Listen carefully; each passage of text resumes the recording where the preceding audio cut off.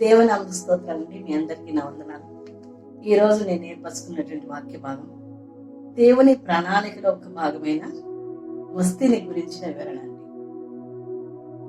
రాజైన నెబుకద్నెజరు చేత చెరకుపోయినటువంటి యూదులు బబులోను సంస్థానంలో నివసించేవారు. అటు తర్వాత పారసిక రాజ్యం ఏర్పడుతుంది. అహష్వరోషు రాజుగా అక్కడ పరిపాలించేవాడు. షూషాను ప్రదేశంలో రాజధానిగా చేసుకుని అక్కడి నుండి 127 సంస్థానాలను ఆయన ఏలుచుండేటివాడు.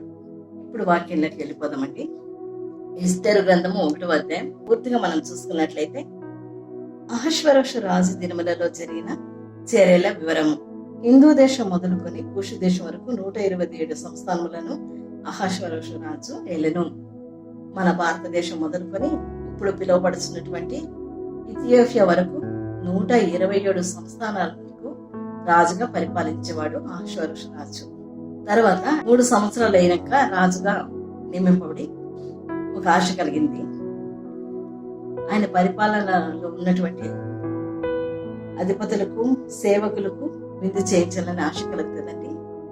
వారితో పాటు పారసీక దేశం యొక్క మాదీల యొక్క పరాక్రమశాలులను గనులను సంస్థానాధిపతులను అందరూ ఆయన సన్నిధిలోకి రావాలని అక్కడ విందు జరిగించాలని రాజు ఆశపడి 180 రోజుల విందు కార్యక్రమం జరుగుతుందండి.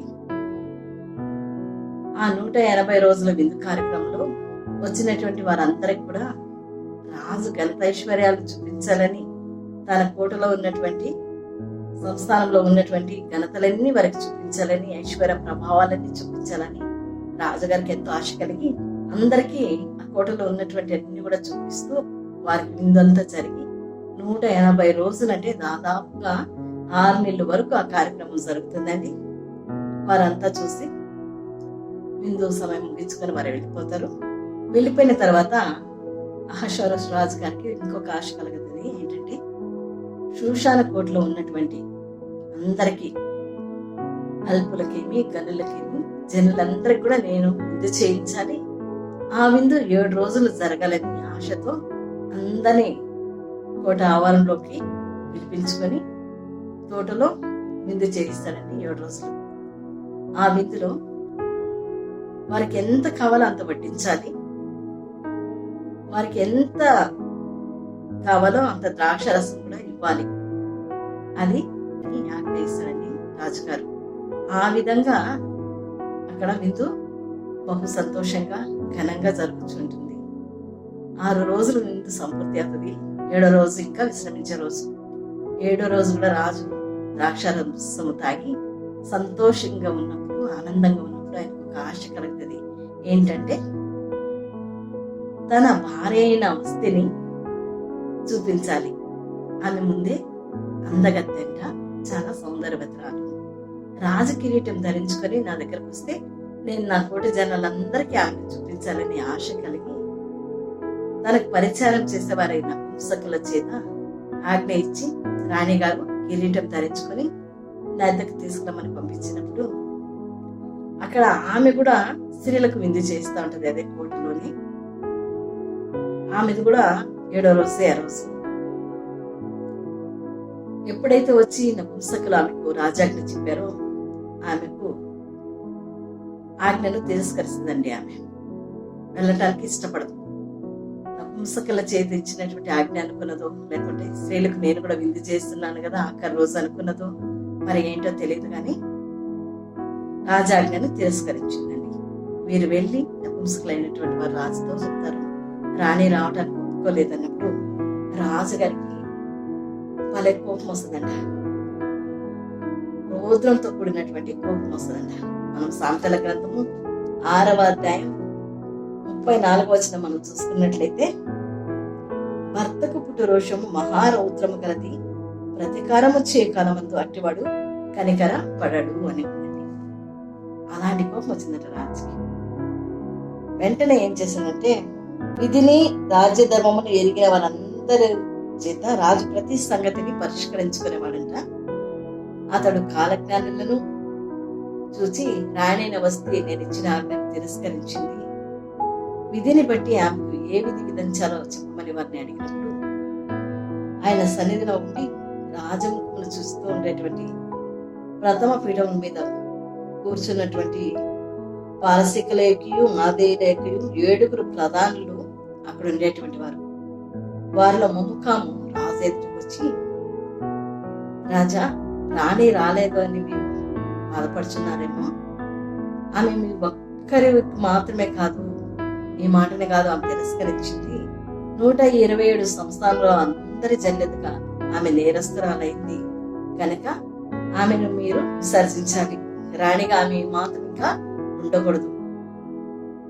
ఇంకా ఆమె కిరీటం ధరించుకొని మీ దగ్గరకు రాకూడదు.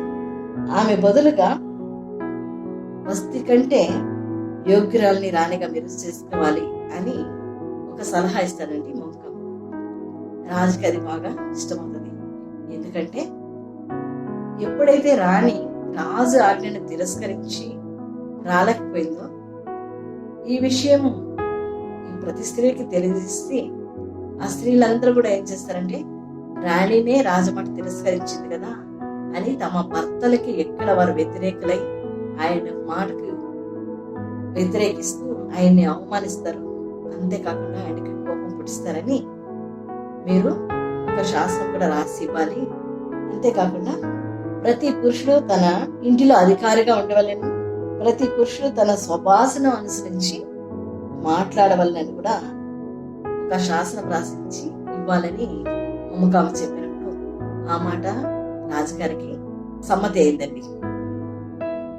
ఎందుకంటే స్త్రీలందరూ కూడా ఇంకా వ్యతిరేకిస్తారు కాబట్టి ఆమెను విడిచిపెట్టి రాణి స్థానాన్ని ఆమెను తీసివేసి ఆమె కంటే యోగ్యురాలుగా రాణిని చేసుకోవాలని ఎప్పుడైతే ముముఖామ చెప్పాడో ఆ మాట ప్రకారం రాజుగారు శూషాను కోటలో ఉన్నటువంటి స్త్రీలందరినీ కూడా రాజగృహానికి చేర్పించుకొని వారిని 1 సంవత్సరం పాటు వారికి రాజ మర్యాద చొప్పున వారికి ఏమేమి కావాలో అన్ని ఇచ్చుకుంటూ వారికి రాజాహారం పెట్టి రాణిగా ఎన్నుకునే సమయంలో ఈ రాణి తిరస్కరించడం చూసుకున్నట్లయితే ఇది కేవలం ఆజ్ఞ ఆమె తిరస్కరించిందని కాదు, కానీ దేవుని వాక్యం చెప్తుంది అధికారులను నిలబెట్టడం, అధికారులను పడగొట్టడం కూడా దేవుని చిత్తంలోనే ఉందంట.